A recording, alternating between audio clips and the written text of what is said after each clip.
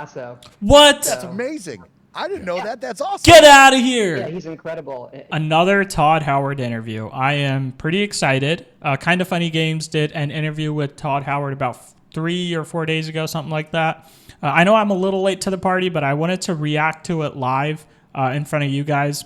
Not like live, but like, do a reaction to the video and kind of analyze what kind of info he gives out. Hopefully they don't give out too much info. They recently did the Starfield Direct, and they gave out a lot of info in that video. The video was like 45 minutes long, and they talked a lot about like the shipbuilding mechanics and the open worlds, or the open planets, I guess, and moons and whatnot. So hopefully they don't give out too much info here. Nevertheless, I'm pretty excited. In my last Starfield Direct video, people were telling me about this specific interview here, and figured I might as well watch it, check it out, see what kind of info they give out. Anyway, let's get right into it. Super stoked.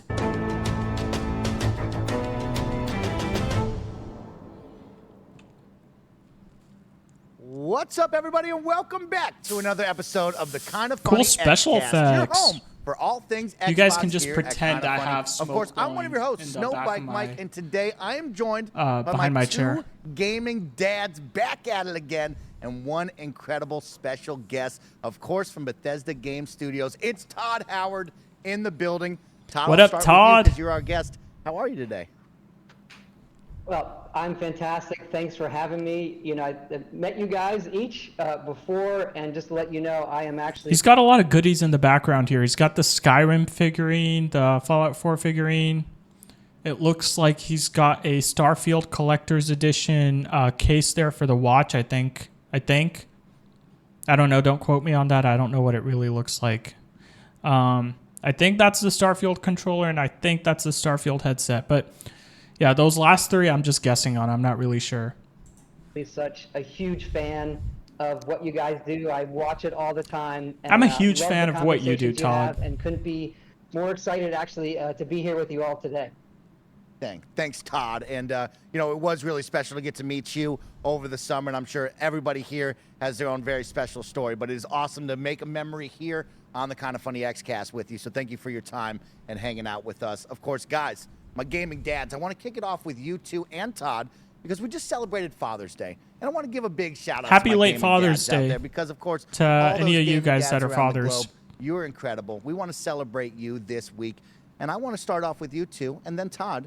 What is one of your favorite gaming dad moments that you've gotten to share with your kids? Because I'm sure you've had some memorable ones. Gary, I'll start with you. Give me a good one. The first one that popped into my head, and I have a clip of it, and it genuinely was a proud dad moment. The first time my daughter legitimately won a crown in Fall Guys all on her own. Oh, that's pretty impressive. Was I never incredible played to Fall see. Guys, but I know it's not She had easy. come so close. Don't you play against like last second 100 tail grab players in Royal Fumble, or 99 and other I was players? devastated for her when she finally got one. Like, I made sure that I clipped it. It was just like a proud dad moment. That's awesome. Paris Lily, tell me a proud dad moment that you had gaming side.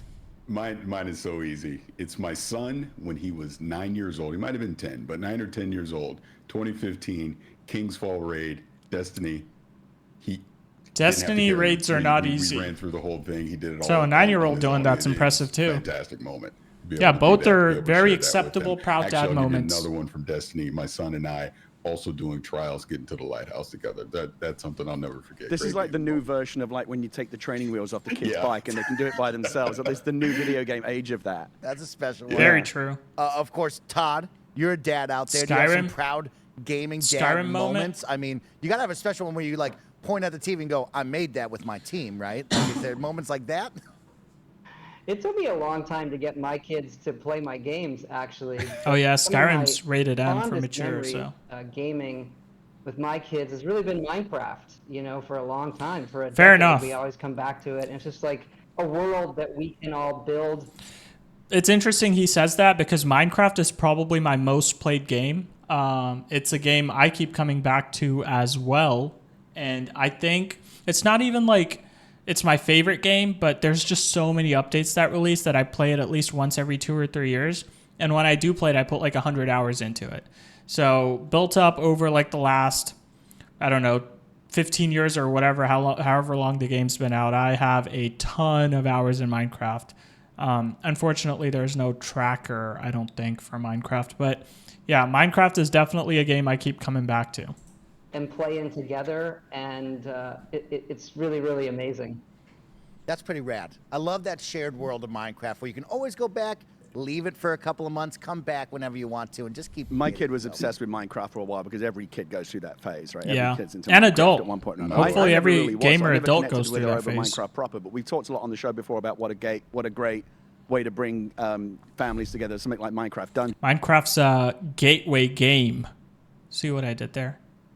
Dungeons is. Right, because like she was into it because she liked the world, but also it's basically Diablo, right? So that was another proud dad moment for me. The first time we got back from a quest, and she's back in town, like, this +5 on these new trousers that I just got, and I'm like, this is video games. Like you're learning RPGs, this is the yeah. language of video games, and seeing her do that for the first time, like comparing different pieces of gear and what she wanted to put in each armor slot, I was like, Yeah, I'm a that gamer now. It was just brilliant. I loved it. those RPG I love mechanics you are guys very sharing your addictive. proud dad gamer moments. Of course, shout out to all the dads out there that watch and listen. Is to this the show. sponsored by Thank you Smart for your Water? support. And to everybody else out there, I have dumb can't water. wait to share a great interview with you because we get to sit down with Todd Howard himself, talk all things Starfield, coming hot off of that Starfield Direct, and so much more about his incredible career in gaming. But before that, I got to remind you that this is the Kind of Funny Xcast. We post each and every Thursday at 6 a.m. West Coast, Best housekeeping. Coast Let's time. skip through that. This week, the Kind of Funny Xcast is sponsored by BetterHelp. But I'll tell you, Todd, I'll kick it off. Congratulations to you and the team on the big reveal, the big direct. Of course, so Very many years big in the direct, making. yeah. A very exciting moment. We look forward to just a couple of months from now. We finally get to play September Starfield. 6th. But I want to talk about just a couple of I weeks ago, cannot because wait. That Starfield Direct left me and many in awe. It was truly an Me too, amazing man. moment and something that when we left I did that not going, expect those Starfield graphics to be as good as they are. I really thought, knowing that the game is so big, that those graphics were going to suffer. But no, the foliage looks great. The particle effects look great. Everything looks great in that game so far. we really got to go 45 minutes in depth with your team looking at this awesome brand new game, and you guys absolutely crushed it. So congratulations to you guys. That was really, really cool. But I want to talk about, how do you build something like that with a direct? I know your games are so big and there's so much to do, and it's probably easy to talk about that, but how do you refine that into a tight 45 minutes where we are captured, we aren't lingering on something too long, and maybe you cut things out? A lot of info What is in that 45 process like minutes. for you and the team? You know, it takes a lot of time. We've been fortunate enough to be able to give a lot of cool demos over the years going back. Fallout 4 was always a highlight for us to do that. We did a decent-sized Starfield demo last year at, I'll say, E3, the Xbox showcase. And I think at that time, maybe it was 12, 13 minutes for Starfield at the end. That had been the longest demo that Xbox had shown and got a great response. Going into it this year, we knew, hey, we want to give everybody a really deep dive look at the game. And yeah, when they did that 12, 13 minute demo last year, I was actually kind of unimpressed because it was a little bit like stuttery. The frame rate was a little bit stuttery. When they did the 45-minute demo this year, it seemed like it was super smooth. So they clearly put a lot of work in just that year. And what's the best way to do that? And so we're really fortunate, I think, to have that opportunity to do that kind of following the Xbox showcase with Starfield Direct. And the response really was incredible. Hearing so many people and the feedback. Yeah, they did really good. Kind of rooting for us and loving what we've shown. You never know, right? We're heads down here in the studio. Yeah. And it had been a while since we had really come out with that much stuff. You never know. It's got to be nerve-wracking to release It's it. a new IP. It's incredibly ambitious. Like, look at that. That looks so good. That looks so good. Everything looks good about this image right here. The lighting, the foliage, the character model. A lot of risks. So really happy with the response. The UI. It's a lot of fuel to us here. I will I like say minimal the thing UI. that actually makes me most proud of it is by doing it in that format, we could highlight a lot of people on the team that fans don't know or haven't seen before. And look, there are hundreds more that we couldn't show in it, and sort of their passion for the project. They have all put so much into this game, and we just hope people love it as much as we do. That was my favorite part of the direct. If you guys can go check out that video, please do, because that direct is amazing. If you want to check out my reaction to it, go do that. But my favorite part of this direct was towards the end. They gave the developers a chance to answer a question. I think the question was something like, what's your favorite part of the game? And I loved seeing that part of the video because it shows that the developers have so much passion going into this project. It's not just a job to them, or it's not just like some sort of, all right, I got to put in my 9 to 5 and go home. When the developers talked about this game, it really seemed like it was an artistic release for them, right? And I love seeing that kind of passion in developers whenever I'm watching or whenever I'm following a game up to its release. A lot of publishers out there, like Ubisoft, for example, is one of the first ones I can think of. The games tend to be like carbon copies of one another. One Assassin's Creed game might be like a carbon copy of the previous, not in terms of lore or anything, but in terms of gameplay structure. This game, Starfield, being that it is a brand new IP, the developers seem to have had a lot of freedom in their creativity. And I loved seeing that part of the Starfield Direct video, guys. I mean, these guys really, it seemed like they have poured a lot of heart into this game. Obviously, I can't back any of those statements up because I haven't talked to them in person. I'm just basing it off of the Starfield Direct. So, Todd, first and foremost, thank you for coming on the show. I kind of want to have, I've been really thinking about, like, what's the first question I'm going to ask Todd? And I'll take it from the direct, just how I felt in the moment. Again, it was an incredible presentation. It was, yeah. And the thing that I saw in that direct, because there's just so much information. There was just such a data dump that you had of things that Starfield is going to be able to do. Yeah. But the kind of fun thing that I want to ask you, which can lead into a bigger discussion, is at one point, you were basically a space pirate. You could board a ship, you could take the ship, you could take everything you want on there, all the like sandwiches, all those fun things. But like the sandwiches. It kind of leads into, outside of the main story, the discovery, the exploration that you're going to be able to do in Starfield. Can you kind of talk about that a little bit? Before Todd talks about this, I just want to say that was my favorite part of Fallout 4. It wasn't the story, it wasn't the different factions or anything like that.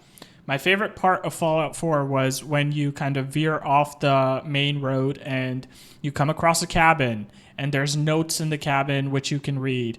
And there are bodies scattered across the cabin that tell a story, that have a narrative of their own without having any dialogue. And these like locations were able to portray what happened there before you as the character walked in, without any sort of forceful side mission or anything that's leading you there. So exploration was rewarded with a different variation of narrative structure from the rest of the game. And Fallout 4 excelled at that by portraying these stories without having any dialogue and stuff. Hopefully, I mean, obviously the side missions and the main missions and whatever, their dialogue, all the voice acting was fine. But that's what I enjoyed in Fallout 4 was exploration and finding those like small nooks and crannies where there was some a creative freedom and a narration without verbal narration, I guess. Hopefully Starfield has that as well. Let's see what he says. Sure. I think if you look at all of our games, that kind of feeling is what we want, where you can look at the scope of the game and the sort of palette of things and menu of things you could do and then say, what if? And then I'm going to go do these things. And I think that idea of being a space pirate, there's a whole faction for it, by the way, with the Crimson Fleet, or being a smuggler or having contraband and shielded cargo or taking over things, those are all things that we think about as well. And we want to find the best ways to enable that while it not feeling separate, while it fitting in part of the game itself. You see that in the video, I think, when you arrive at Jemison, where they actually do a contraband scan that you pass in that case. So a lot of really cool systems, and we use so many of them. I think we really work on is how do all those systems come together and collide and create some really, really cool moments where the players, yourselves, have that agency to go really do what you want to do in the game. Yeah. Yeah, That's there's awesome. going to be a lot to do in this game, and I'm looking forward to that, Todd. Really exciting stuff. You talk about all of the different systems at play and how big this is and the player freedom. I do want to jump in right away because we got over 1,000 community questions written in. They were very excited that you're going to be on this show, and people really That's a wanted lot. to talk with you How long do about we some have? of this stuff.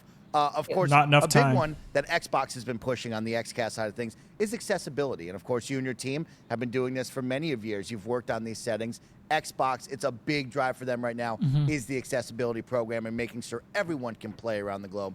You talk about players first. What is it like creating a game that's so big and has so many systems and also mixing in accessibility settings? Is there something that stands out to you this time around? Well, first, I think Xbox has done an incredible job there with everything they've done with accessibility and their controller in particular. You asked, one thing that we're really leaning in on with this game is having a large font mode, which really is important in an RPG where there's a lot of stuff to read. So it comes into play with, obviously, for accessibility, but also various monitor sizes. I'm noticing that that's really helpful when I play. There's a lot more handheld devices coming out where you can stream these games or sometimes even play them natively. So and will it really this- helps us there as well. So Will this be a game that works on 32:9 aspect ratios? I wonder. I should look that up. that's one in particular that we're leaning in on. That's sweet. That's sweet. And you talk about handheld. Can you share with us, is it Steam Deck compatible? me. Is that something you focused on? Or is that something we share later down on the road? We'll talk about that later down the road. Yeah. That's not a no. That's not a no. So it might be Steam Deck compatible. I feel like if it wasn't, he would have straight up been like, no. All right. Let's jump back into the fun, though, because there's a lot of cool stuff, Gary. And I want to get into being a space pirate, but I want to talk about the first steps, creating the character. You guys have now pushed backgrounds and traits into the fold of things. And, of course, we've had the stars before in Elder Scrolls. What is it like now? Oh, he almost said Elden Ring. What are some of your favorites, and what kind of uniqueness did you be able to bring into that?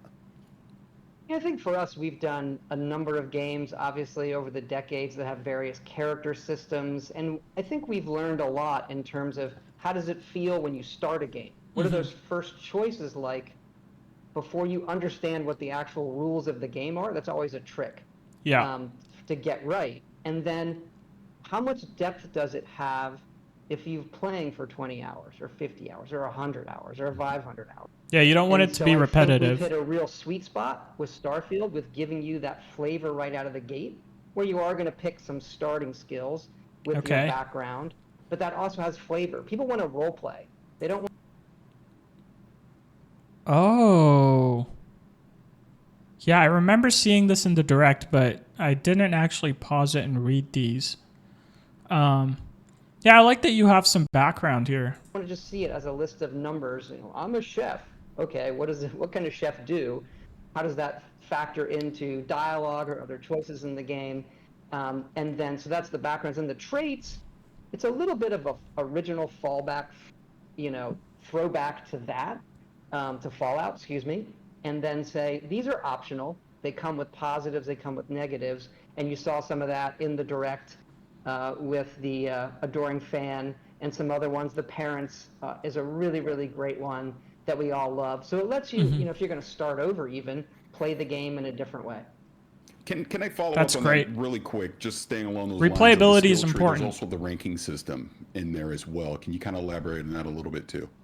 Yeah, sure. Those, and what we've given ourselves there is a lot of flexibility and flexibility to the player. First, we have the visual, right? I actually love these patches, badges that can go on a spacesuit and how they unlock.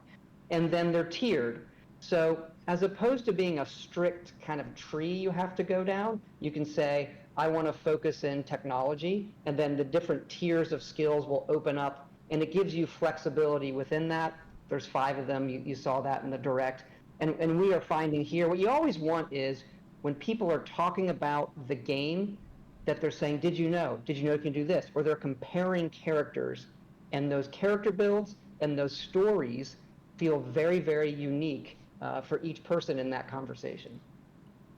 That's I guess great. I should get Jez Corden's stupid question out of the way. I said I would ask it. So Todd, just so you understand the background here, when we tweeted out that you were going to be on the show, Jez Corden, our friend from Windows Central, responded and said, "Oh, will you ask Todd this particular question?" And Paris just flat out just said, "I'm not asking him that." So then he DMs me. I don't know, he thinks I'm an Let's hear easier it. mark or whatever. It wasn't You his are, first Mark. choice, Yeah, but maybe yeah. an easier mark. Clearly it's actually not you that are. stupid a question because it's a big open world game. Todd, is there any form of space fishing? Is there any kind of fishing activity that you can do? Because in open world games, Who cares that about is, fishing, bro? quite common. And in fact, it's maybe not that stupid a question because if you know anything about exoplanetary, the search for life, scientists will tell you that the best chance of finding life in the near future is little alien fishies and squids on under the ice of Europa. And in fact, recently Really? we just discovered that one of the key chemical building blocks to construct organic life might be present on one of the moons of Saturn.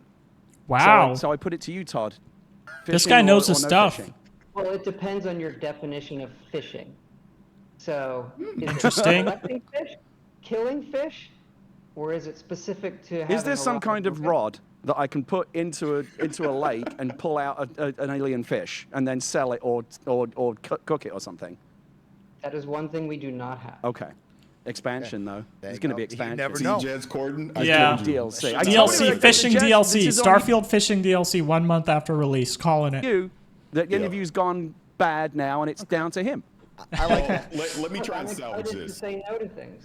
Yeah, it's hard to If say I'm no. smart, I'm really here to lower expectations on the Yeah. game. Yeah. me also. That's a You good. try and pull it all in. This is why I like Todd, man. I mean, I feel like he's just a normal person, making these jokes about how he wants to lower expectations on the game, which is realistically it is smart. You don't want to end up with a cyberpunk situation, right? That's right. They're a little high. Or a No Man's Sky situation, which would be even worse. No Man's Sky is great now, but if you remember during release, No Man's Sky built up a lot of expectations and said they could do a billion things, right? And you weren't able to do most of those things.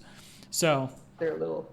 Well, let me try and salvage Todd's this smart. and turn it in another direction, which I think can lead to an interesting conversation. So the 1,000+ planets. If there's been any concern that I've heard recently about Starfield, it's been about handcrafted versus procedural. Yeah, So obviously, yeah. with 1,000+ planets, a lot of it's going to be Very good procedural. question and we here. even talked in the direct about there will be kind of breadcrumbs along the way with handcrafted things that you'll be able to do as you discover these planets. But my question is, I take it back to something like Mass Effect. I remember when that came out, super excited. You could go to all these different planets, and ultimately Right. there wasn't a lot to do.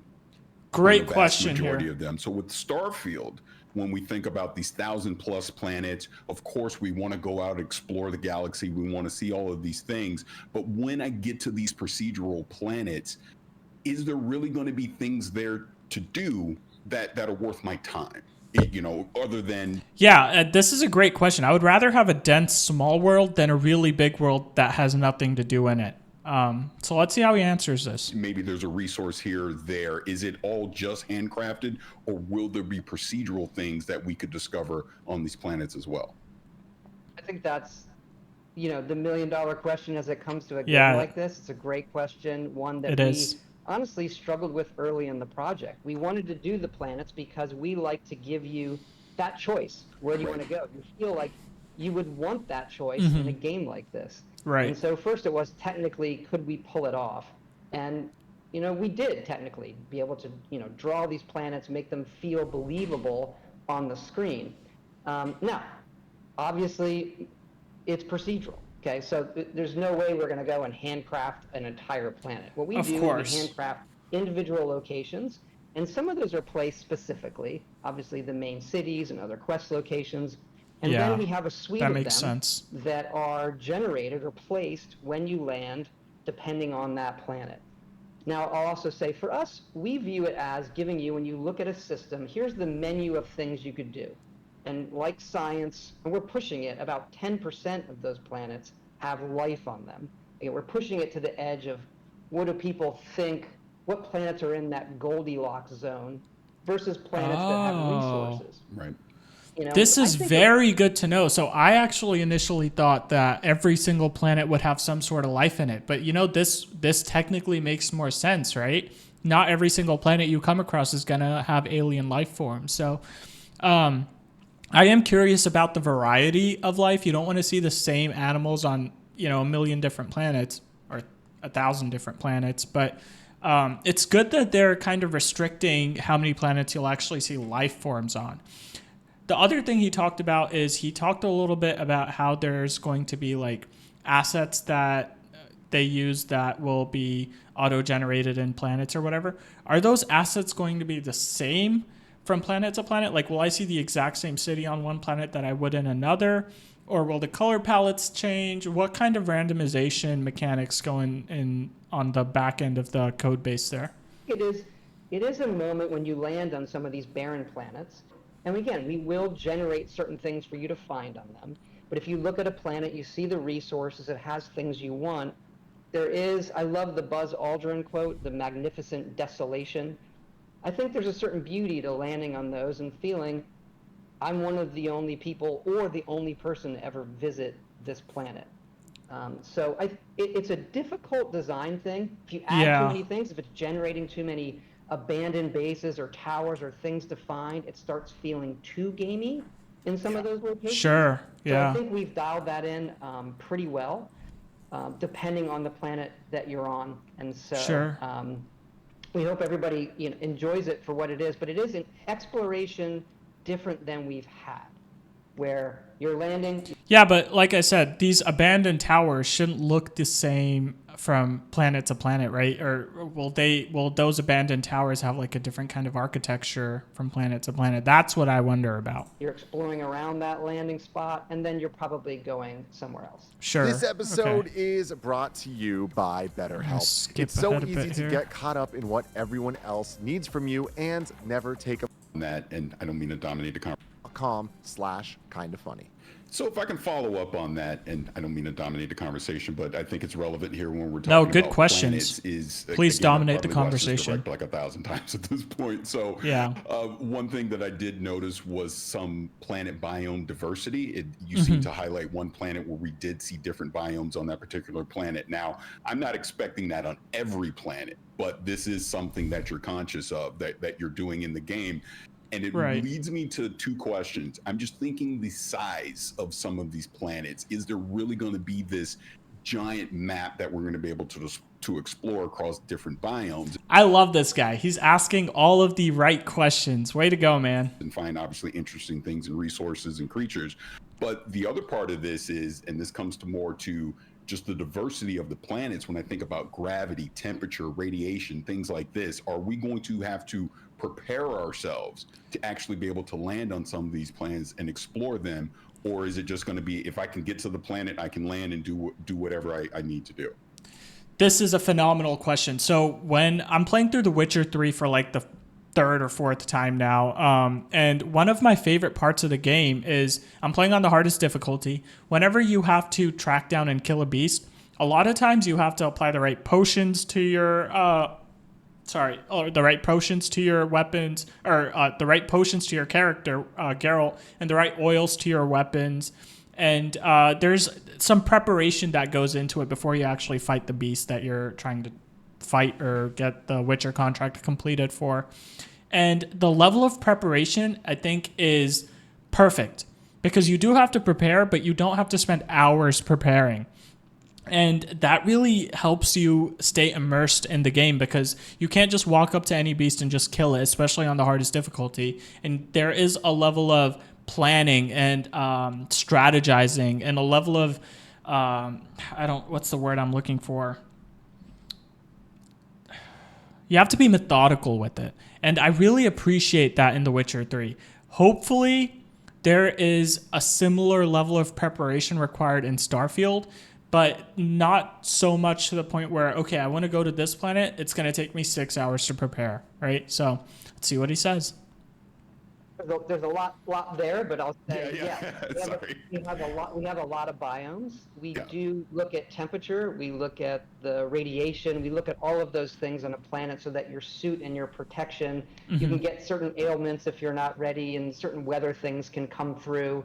That's great. With all That's of that. Great. So there are obviously planets that might have one type of biome, and there are planets that have a whole bunch, and their that's awesome. And the plants and everything go with the biome. So there's a whole part of the game where surveying. That answered my earlier question. So the creatures aren't going to be the same across different planets. The creatures go with the biomes. A planet, like discovering all of the flora and fauna and resources, planets also have traits, usually geological things that are inherent to that planet, and uncovering those. And if you fully survey a planet, that data is actually worth a lot of money, credits in the game that you can sell. So there's a whole part of the game that's really just doing that. It's a little more, you can sell data.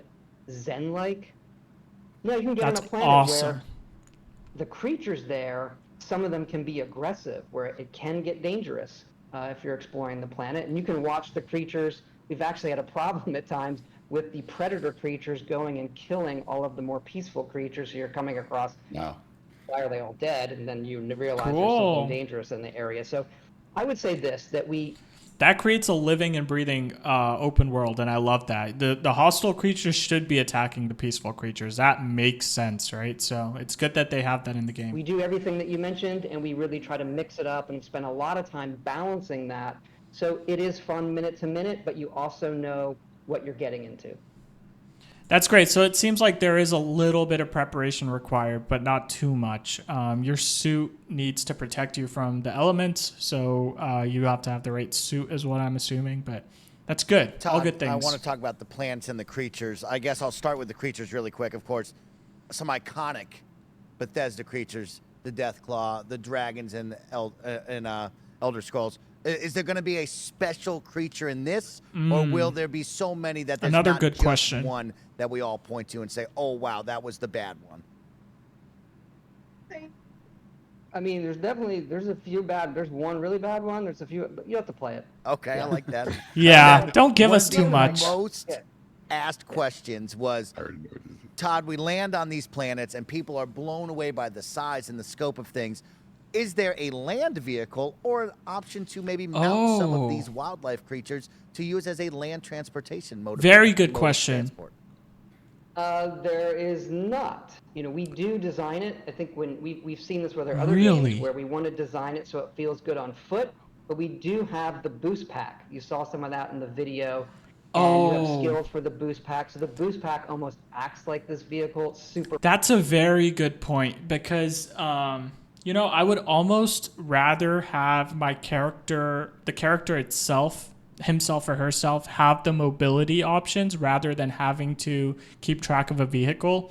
One of the reasons I loved Elden Ring so much is because you could spawn in your magical horse thing like that, right? You could spawn it in and then you could get off whenever you want. You could spawn it in, you could get off whenever you want. That way you didn't have to whistle to call for it, wait for it to come over, anything like that. It was a very well done transportation method.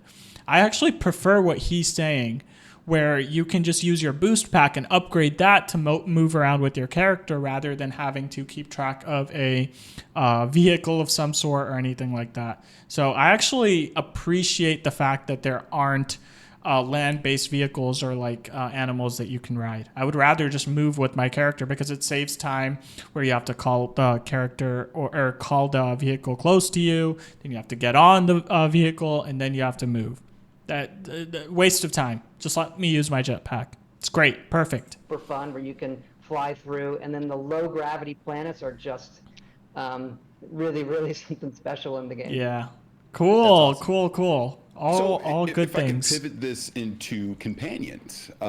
Question about that as far as companions, crew members, and some of the individual skills that they're going to have in the direct. It was clear that you'll have some crew members, you'll have some that you can station at an outpost. But I'm curious, even with that, will we have the option to just play the game solo without any companions or crew members, or is that going to be a necessity as we're playing through the game? And along those lines, can crew members on their own, through our own decisions, decide, I don't want to do this anymore, and they leave?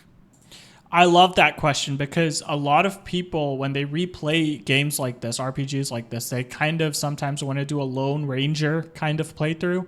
And being able to tackle the story on just your own would be a really cool aspect of replayability. Okay, a few ones there. First, the companions are awesome. Our team's done a really, really great job with them, and there's a lot of great depth there with the main companions. But we do support where, if you don't want to do that, there's traits that really make you, I want to play by myself. And then there's also skills that go into that give you special perks and bumps if you are solo. Awesome. Them leaving on their own, they can, depending on the choices you make, they can get angry with you. Yeah. And then the relationship that you have with the companion can change based on the decisions you're making in the game.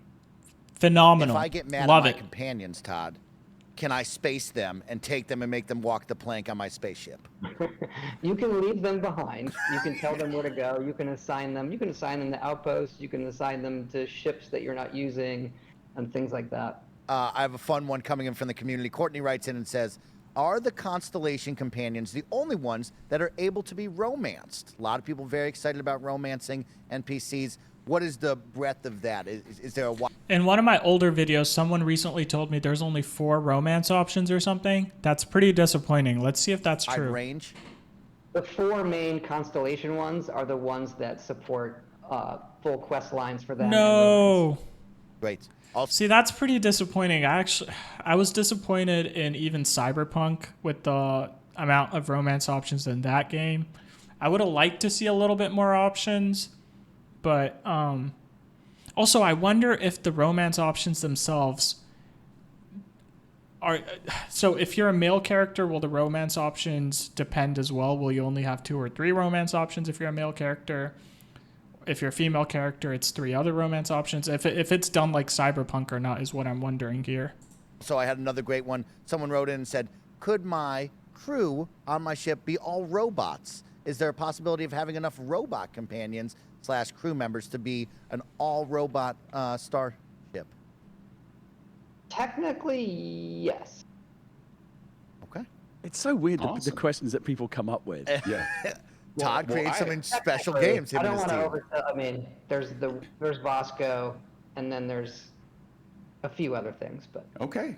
not Look to forward the to that. extent. Yeah, don't spoil too I much, think man. one of the challenges of making a game like this is that when you say, oh, it's a million planets and you can go do anything you want, that people are going to ask sometimes dumb questions like, well, can I go space fishing? And you realize that for every one thing that you can do in a game like this, there's still going to be 100 other things that you cannot do. Which is good, which is fine. Well, look, that's what we do in the studio, right? When you're doing a game like this, or the games that we have done, we ask all the same questions. Right. And it's, how do we say yes as much as possible? So, actually, they're not like, should you fish? It took us a while. We finally added it to Skyrim, right? So, Yeah. So there's hope. There is hope for space fishing down the road. What's great about these kind of games, role-playing games in general, that they're not defined by a certain feature set. Someone's dog is barking on Todd, I their want to talk set. about the music because I know music is very important to you and the team, and it's something you kind of base a lot of things off of. And we've seen music really get a lot of shine in the gaming industry over the past couple of years, which is all due and that deserved, right? I want to talk about how you build music into an open world game like yourself, right? Where maybe me and Gary never hit the same point, or how do you make sure the music hits at that right perfect moment if I'm 30 steps the wrong direction, or maybe I never hear that kind of music? What is that like, creating music around such a big, freedom-driven open world game? Yeah, music can make or break a game, right? Like, think about a game like Doom Eternal, where imagine Doom Eternal without the metal music it has in it. Not as fun. It's not going to get you as amped up. It's not going to be as entertaining. So music is very important. Well, actually, music is one of the first things that we start with when we make a game. We do concept art. Great. And we start writing the music. I think the music for Starfield, the work that Enon Zur has done there is just incredible. It could be my favorite game music. And we did that very, very early. So when we're working on the game, we're looking at the concept art. The music is giving us all a feeling of what this world feels like, what this experience feels like. How we do that in an open game is there is a whole system behind, like, what is happening, what's the mood right now, and then it is pulling from, a collection of tracks that fit that mood, and then segueing between them. And it might be easy to say, oh, you're just going to do this all the time. But the trick we find is actually when it has time to breathe, when the music actually kind of subsides for a bit, so that when it does come on and we're trying to hit a certain mood that you're in, it's impactful. I've also noticed, and happy to hear from all of you, but sometimes the music can come on and maybe it puts you in a mood. Like, oh, you're hearing this music, and then you're like, oh, I think I'm feeling I should do the following now. And then it puts you in a certain mood that you weren't in before. So Like Doom, the music hits, and then you think you should kill all the demons. So, yeah, absolutely. I agree with that. Give me 1 second. I'll be right back. Sorry about that weird cut. Let's get back into it. we get some of that sometimes, not intentional, but it's not a bad thing. Since we're talking about audio, I guess I should ask the other question that we were talking about before the show. This is will the game have this? We were talking about how much we love in-game radio stations, and Fallout obviously is one of the better examples of that. Is there any kind of space radio that we'll be able to listen to as we're exploring? GTA 5 had a great one. There is one, but it is pretty much local to a certain location. It's Okay. not something you can dial into. That would right make away, sense. But there is a little bit of that, I would Cool. say. I love in-game radio. Yeah, we were talking about that, of course, the radio host. Todd, did you ever think to yourself, I would like to be the radio host for one of my video games. Put me behind the microphone. Let me go wild. No, I don't think that's for me. And actually, you know, the last DJ we had in Fallout 4 is Brendan Hunt, who everyone knows as Coach Beard on Ted Lasso. What? That's amazing. I didn't know that. That's awesome. Get out of here. Yeah, he's incredible in the game. I mean, if you're ever looking to add like a wacky kind of morning zoo trio to the That's awesome. Guys, I love Ted Lasso. I recently finished it. That's so cool. I had no idea. That's so cool. Starfield, That is you so- know, radio universe, There you we know, go. and you know who to call. Thanks, Gary. Yeah. Space Bike Mike. Anytime. So- anytime. This shit writes itself. I told you the creative process was easy. It's like falling off of a log. So easy. Todd, to get it back onto Starfield directly, but to Todd, one question I had was about shipbuilding, and I'm trying to keep this limited. Also, the ships that you acquire. So obviously, we saw during the direct, you can build your own ships, you can let your imagination go wild. You mentioned in there that to reach the far reaches of the galaxy, you will have to upgrade your ship, you know, along the way, which makes total sense. Yeah. But me wanting to live out my space pirate fantasy in the game, if I'm acquiring certain ships, whether I purchase them or I quote unquote steal one, Yeah. are those ships locked in at whatever quote unquote stats that they have at that time, or Great are question, they upgradable yeah. in ways as well? They're all upgradable. They go through the same. We built those ships with the builder that you all saw in the direct. When you steal one, we do make you register it. If you want to modify it or use it in those ways, you have to spend credits to go register it. And that's for us to keep it from the economy kind of spiraling Sure. in Okay. those ways. You can fly it around, but if you want to mess with it, you register it.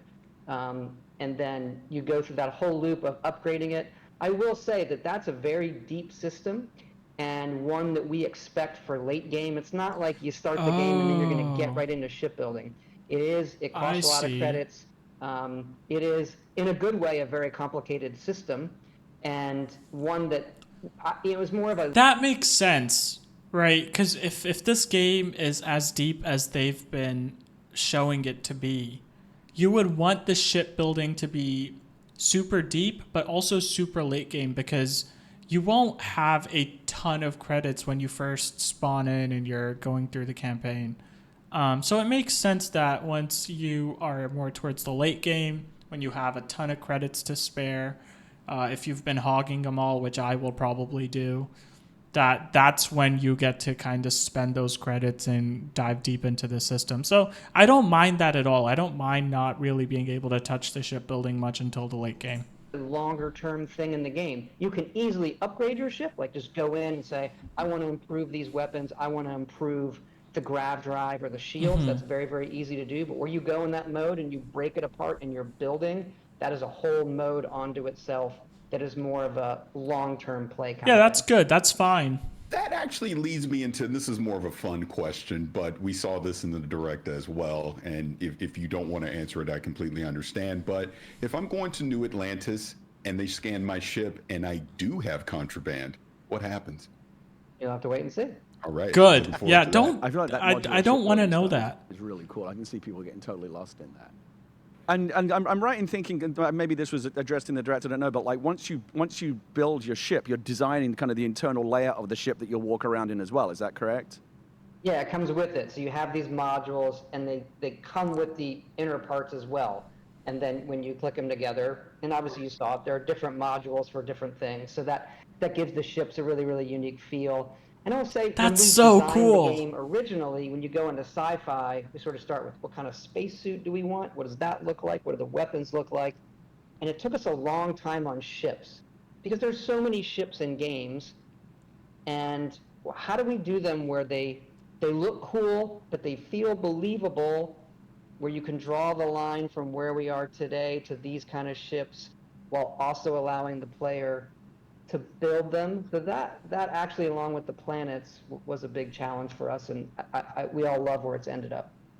That's Awesome. great. I have kind of a nerdy tech lore question. One of the things I love, because I love the nerdy science stuff, and I'm sure that Bethesda's got its own route into this as well. But like, one of the things I loved about Mass Effect was they had really cool explanations for faster than light travel and even faster than light communication. Right, the mass relays would get you around, and the quantum communication would allow instantaneous communication over like the span of light years. I presume that Starfield has its own version of all that tech lore, right? This is how we're able to travel faster than light. This is how we're able to communicate faster than light. Definitely. I mean, we say grav drive here, but it stands for the graviton loop field array, the way the different bands bend space in front of you, and the more it can bend it, and you're actually taking space and you're folding it, you're bringing the space towards you. There's some great papers out there on like warp drives and quantum physics. I was going to say, this is not dissimilar to warp drive, right? Where you contract the space in front of you and expand the space behind you. Technically, like, that's what it is. And we do get into, with the game, gravity and how that affects, people in this universe, how they bend it, how they feel about that, and so forth. So we do a I'm actually super into physics, and I loved watching like those space documentaries that kind of dive deep into space and the study of space. So I think this is really cool. I'm also one of those freaks that like reads every book and diary entry in games that I really love. Like, for example, in The Witcher 3, I read probably every single book I came across. If it had the icon that told you it wasn't read yet, I read it.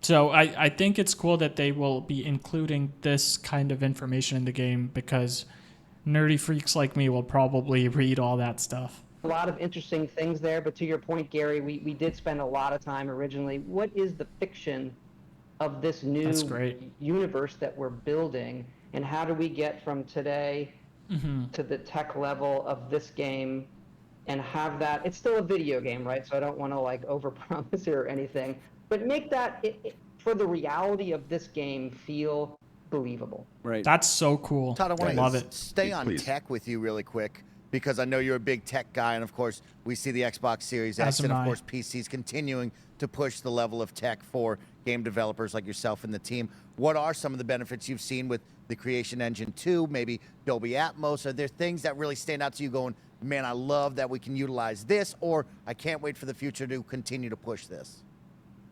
We are just so happy with the new engine. It took us so long to do. Our tech team, they're wizards, led by Chris Rodriguez and Joel Denault. And what we're able to do in the game and have all these things looking amazing and running, from all of the items that we're simulating, and people, spaceships, full planets. Our lighting model is just awesome. The real-time GI. Yeah, that looked really cool showed in this the off, but I'd love to in the future, which is we have some great volumetric. the gameplay fog they and showed how off that, with the lighting was awesome. interacts with the lighting. Then you get into the physics, and we start messing with gravity. It gets even crazier. Our quest system, I think people are, there are a lot of open world games now, but I think what really makes ours different is that all these quests are running. It's not like you start a mission and we shut everything down. You can be on dozens of these at once, and that obviously it creates a lot of chaos sometimes in our games. We're aware of that, but it also creates these magic moments that we just love and our players love, and I think that's what's really, really special about it. Well, Todd, that's really good, because I don't want to start a quest and then get locked into it. That kind of ruins the illusion of freedom, right? So I want to be able to start a quest and then think, you know what, I want to go try out this other quest now on this other planet. And I kind of want to be able to diversify my playthrough by doing different things at once, right? So I actually really appreciate that. Actually leads me into one question that I know the community has been asking a lot since the Xbox showcase. Fantastic interview you did with Ryan McCaffrey, and you did address why Starfield is 30 frames per second. Totally understand it, totally get it. Think Digital Foundry did a great job following that up. But my question to you is... I am completely okay with that. 30 frames per second stable is a lot more preferable than 60 frames per second butchered, okay? And I will die on this hill. I would rather them release 30 frames per second on Xbox and me not have to see any visual hiccups in the frame pacing rather than have a 60 frames per second mode that consistently drops into 40 frames per second or even 50 frames per second, because that difference is more jarring and makes me lose immersion than having a stable 30 frames per second, which I can get used to in the first 10 minutes of the game. Okay, so I am okay with the 30 frames per second. That being said, I'm probably going to end up buying this on PC so I can just play on 60. So, yeah. Was it ever under consideration to potentially do a performance mode that you would take away some of these features like you just talked about with the volumetric fog? We never looked at taking features away. Our focus is on delivering all of that. Obviously, we've seen all those comments. Digital Foundry, they do an incredible job. They do, yeah. Go watch that. Everybody in the game industry watches every single one of their videos. They do a fantastic job. And ultimately, look, we boil it down to we wanted the consistency. Game is running great, but we don't want players to ever think about it. Exactly. We have obviously seen other games that have performance modes, and we lean toward consistency overall, and we talk to our fans and hear 100% agree. So we're feeling really great. Game feels great in your hands, and I would say, look, developers know this, but there are things that you can do to make that look and feel great. Things like motion blur, how fast the game refreshes or reacts to a controller input, all of those things matter to something feeling great, and I can honestly say this is the best feeling game that we've had. That's great. Awesome. Love to hear Awesome it. to hear. I have a question, and this is mainly because it's been on my mind recently, because I'm like a lot of people, I'm playing a lot of Diablo 4. And I love Diablo 4, but it also reminds me a lot of what has become very kind of calcified and very familiar and gamey to me. We were just talking about this before the show. So Very Todd, I wanted to ask you like grindy. how you approach things like side quests and I don't know if you feel like it's necessary to try and break this cycle and get away from it, but for me, it's starting to feel very old, where I walk into a village in Diablo or any one of these kind of games, and here's my side quest. Space bandits stole my trousers, go kill 10 of these bandits, one of them will drop something, bring it back to me, and I'll give you a better hat. And I just feel like I've been doing this same shit for like 30 years, and I'll still do it because that, push the button, get a pellet, dopamine hit still works. But no, I wish we could find a different side quest or dynamic or a different way that didn't feel so like gamey as that. And I don't know if this is a question you've asked yourself over the course of developing so many games or in this game, Todd. Like, do you get what I'm talking about when I feel like a lot of these quests feel like generic video game quests, and how do you break out of that sameness? Okay, so generic video game quests aren't inherently bad, okay? And here's the main reason, because really deep video games are good until your mind needs a break. So you're going through main missions, you want to take a break from main missions, then you do side missions. The side missions are just as deep as the main missions. Okay, great. But now I want to break from that. I don't want to have to worry about that. So what do I do now? I want to be able to go get collectibles. I want those missions where it says, okay, go kill 10 of these bandits and drop off their heads at this location or whatever. Those missions give you a level of satisfaction where, okay, I've been grinding the main missions and these super deep side missions for like 4 hours now. I want to take a break and just do simple stuff that gives me a dopamine rush. These missions are not bad, and I don't understand it when people expect games like Starfield to have only really, really deep side missions.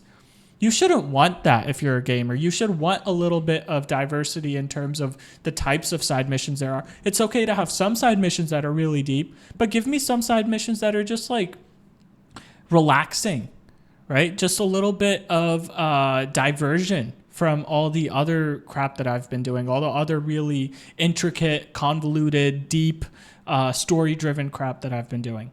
Let me have a break from that by letting me do some of the simpler dopamine rush kind of stuff.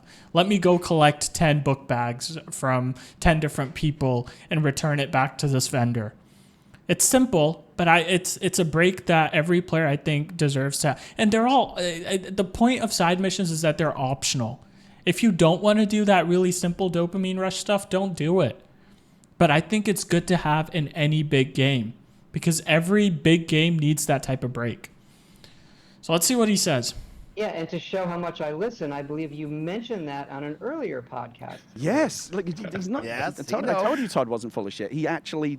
Yeah, he's awesome. And he then you listens. said, I guarantee Starfield's going to have some of this.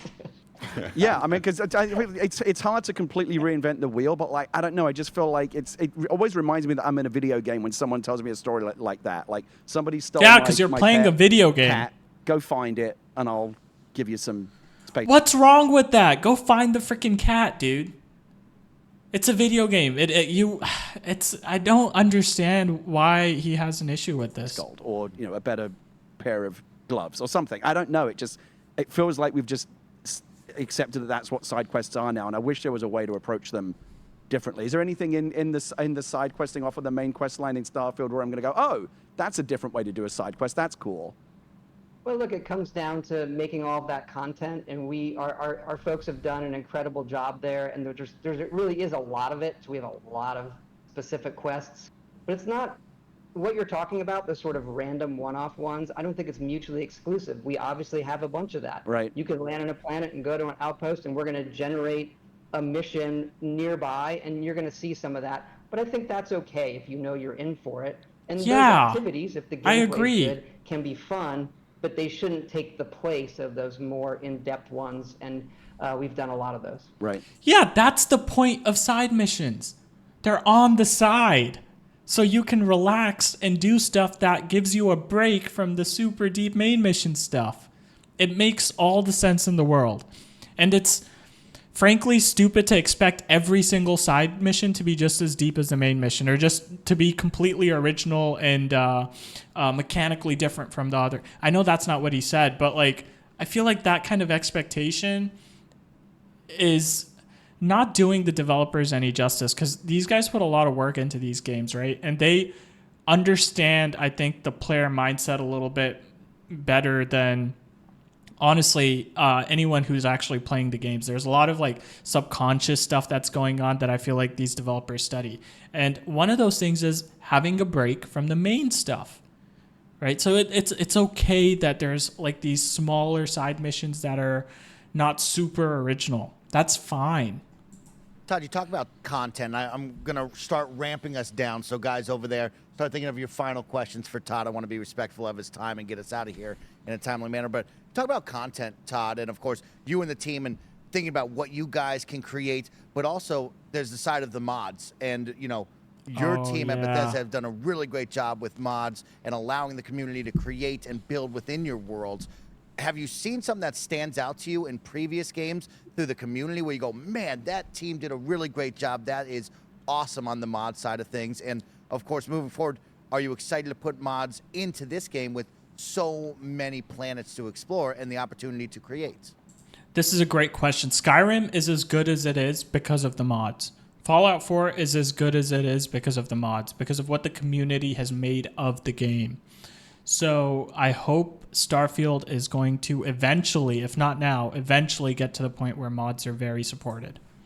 Yeah, I think Starfield is going to be kind of a modder's paradise. It's Awesome. part of our DNA here. We've been doing it for over 20 years. And our community around that, because look, we've usually been classically single player. That has been our community. Mm-hmm. And people are still modding our games and playing them. So we're doing a lot of it, and I think one of the things that I'll call out is it's important for us not just to enable that, but to participate, right? To make it easy for them, to make this where they can make it not just a hobby, but a career. We've had a lot of great success there, so looking forward to what everyone's going to do with Starfield, just like cannot imagine. That's awesome. Same. Same. I'm going to be very excited for that. Question I have as we wrap this up, there's 1,000 more I would love to ask, but we want to be respectful of your time. Outposts, you kind of slightly mentioned that a few minutes ago, but something I caught again during the rec towards the end was it sounds like there's going to be kind of an advanced feature with some of these outposts where you can actually leverage some of the plants and animals on the particular planet that you're on to generate resources, which then made me think about, well, if I land on a planet, am I limited in the resources that I can use to build an outpost? In other words, is there only so much I can do without, is it unlimited what I can do for an outpost is what I'm trying to say. Can I build whatever I want, or do I have to have a certain amount of resources to build whatever, design that I'm thinking of at that time? Mm-hmm. So outposts, kind of like I was talking about with shipbuilding, is a very deep system, and it does involve a lot of resources to really late game, do what you want to do. You can do all of that, so you can land on a planet and start building, but you're going to need to really go crazy. You're going to need to develop your character skills. You're going to have to collect those resources. But that makes sense. There is a ton there, and you can even actually somewhat connect them between planets, shuttling cargo between them. So it's a really, really cool system, but I will say again, like shipbuilding, one that has a lot of depth. It's not really meant as like an early player kind of system. It's meant to be one that you're going to play over a long period of time. Well, that brings me on to just a quick follow-up on that. So potentially, can Outpost be an economy generator for you as well? Yes, they can. Absolutely. Wow. Gary, Okay. So there's going to be like almost businesses that you can create basically in the game.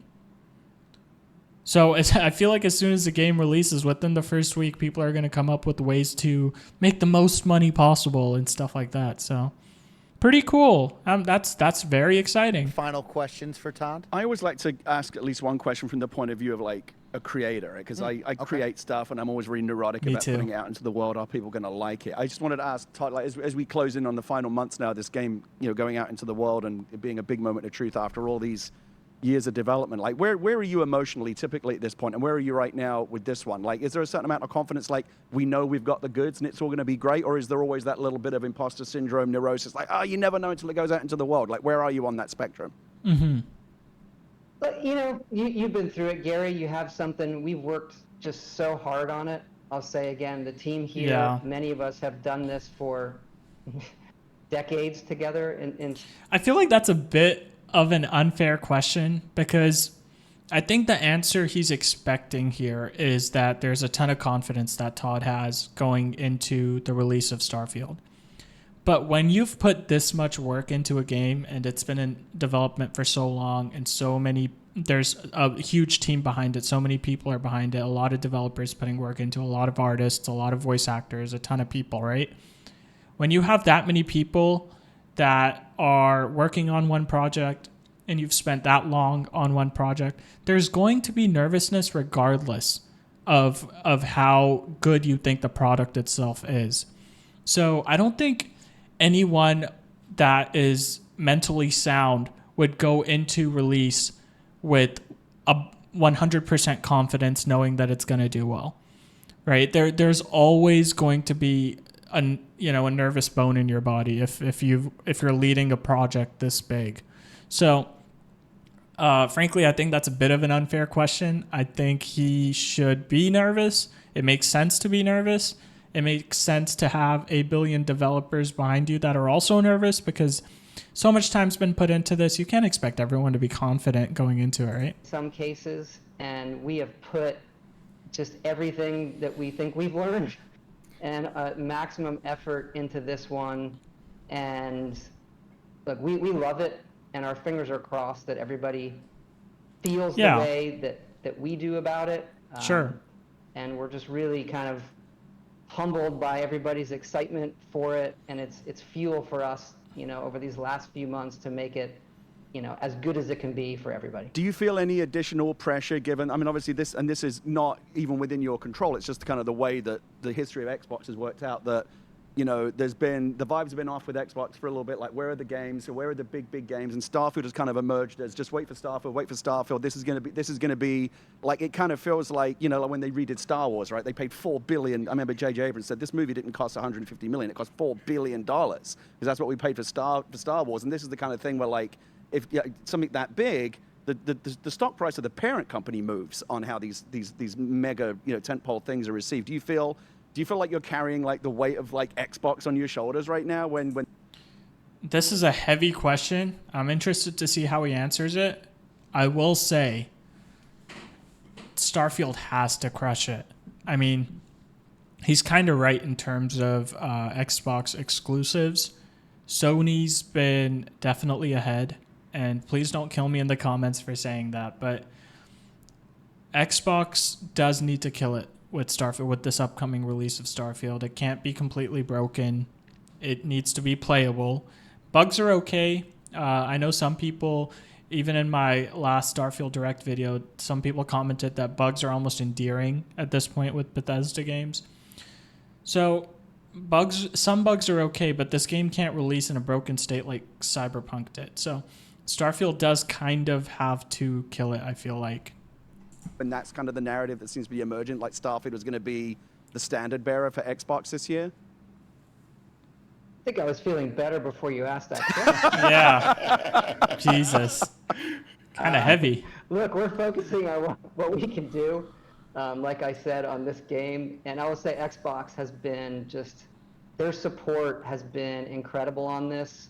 With Phil and Matt Booty and the team over there. And obviously we worked with them for a long time, going back 20 years at Morrowind, but being part of Xbox and their support has really, it has allowed us to be this ambitious and take these risks, and fingers crossed.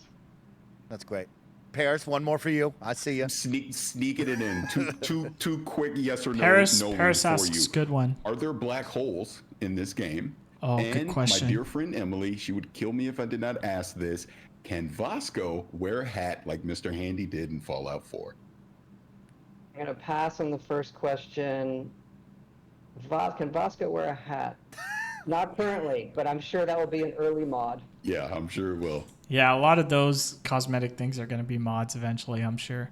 The black hole thing is interesting. That's going to be story related, I bet. So they're not going to reveal too much on it yet, but that's an interesting one. Todd, of course, I want to thank you for joining us today. I have two Thanks, quick small Todd. ones for you. Have you ever wanted to do a smaller project? You and the team, Todd, have created these massive, incredible games. Have you ever thought about making a small game? Like a little Pentiment kind of thing on the small. side? Yeah. Well, we have the mobile team. We did Fallout Shelter, which I think is our most played game ever at this point. So we do some of that. We have some mobile stuff going too that looks really cool that we haven't talked about. So we get to dabble in that. But at the end of the day, I as a player, I like the big worlds that I can get lost in. That's very why, correct. Many of us here wanted to make games, and it's really, really rewarding for us, and just so thankful for the opportunity, and thankful to be here with you guys today. Todd just hit the nail on the head, Danny. You'll have heard me say this on the podcast before, that my favorite kind of games are not me thinking about like a game that I'm going to go play, but like a place where I'm going to go and a world that I'm going to get lost in. Yes. Mass Immersion. Effect was that for me. Los Santos was that for me. And that's why I'm excited about Starfield, is I want to just forget my real life. Not that my real life sucks, it's pretty good, but I just want to forget about it and go visit a million planets and hit space aliens on the head with a hammer. Well, that is the perfect way to end this. Todd, thank you so much for your time. Thank you, guys. And Thank most you, Todd. importantly, thank you to you and your team for creating games that I love, that we love on this panel, and that the audience loves. That is a really special one that you guys get to do. So thank you for everything. And with that, that is the way we say goodbye here on the Kind of Funny Xcast. We have a lot more heading towards Starfield's release in September, so keep your eyes out. We'll have fun. And to Todd and the team. All right, so I want to discuss something a little bit on the deeper side, on the emotional side right here, okay? So if you guys are not interested, go ahead and click off the video right now. But something that games like this do is, and he touched on, the guy in the blue shirt, I forget his name, he touched on it towards the end there, is games like this provide a form of escapism. And growing up, I really loved playing video games, not because video games themselves were fun or because they were addicting, but because it let me kind of escape my real life. Not that like my real life was horrible or anything, but like there's always stressors that you're going through. And especially as a kid, when you don't have a lot of freedom, you kind of are locked into, you know, going to school, coming home, hanging out with your friends only when your parents kind of drive you to your friends. Video games provide a form of escapism where you can kind of leave that world and be free in a certain world without having the ability to be free in your own world, right? And not everyone out there gets the best childhood, and not everyone out there is able to kind of have like a good home life. So when games like this release that are really big, I feel like they're doing more than just being video games. They're providing a level of escapism for people out there to kind of escape from their reality, which might not be so great, and be in a world where they can enjoy themselves, they can immerse themselves into, and not really think about the daily stressors of real life. I'm lucky enough in the stage of life that I'm in right now where I don't have to really worry about kind of having to escape. I have a decent full-time job. I'm a software engineer as my day job, so I really get to enjoy doing that kind of work because I find that kind of work very creative. I have a good life with my girlfriend. She's great. She treats me well, so I don't necessarily need to escape to a different world every night and forget about my reality. But growing up, that wasn't always the case. So games like this, really big budget, open world games that have a really well-built world, these kinds of games were a form of escapism for me growing up. And to me, that world could have been something as simple as Minecraft, right? Minecraft was a form of escapism for me. But being able to forget about my reality and play games like that provided me with a sense of comfort and really shaped me as I grew up. It gave me some mental stability growing up. And I feel like games like this are doing that. And topics like that aren't really talked about too much out there in the gaming community, but games like Starfield are a big deal to a lot of people out there because when they come out, that's a form of escapism people will have for years, depending on how big the game is, obviously. But I'm really excited about this game. Todd's been doing great in terms of the interviews, giving out just enough information, but not too much, leaving a lot to the imagination. And I feel like this is going to be a really good game. I think they realize how important it is that this game is a success. I think they realize that if this game fails, if it releases in a broken state, that is just bad news for Xbox. And I think knowing all of these things, they've kept delaying it so they provide us a finished product rather than providing something that is as broken as Cyberpunk was when it released. And I think they're also keeping our expectations in check. They're not doing what No Man's Sky did and making us believe things are the case when they aren't. Todd's been telling us no when we asked questions about things that could be in the like someone just asked during this interview, is there fishing? Todd straight up said no because there isn't fishing. We don't want to build up expectations that will make us hate the game because,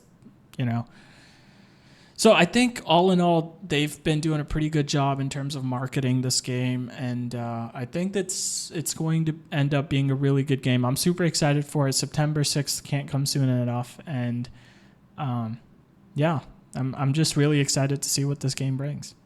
Anyway, if you liked watching the video, maybe leave a like. If you didn't like how annoying I was, maybe leave a dislike. And if you guys are kind of into these Starfield reaction videos or analytical videos or really bad jokes, maybe subscribe. I'll provide a lot of bad jokes. I can promise you that. But yeah, all in all, I'm pretty excited and I'm looking forward to September 6th. But I will catch you guys in the next one. Take care. Bye.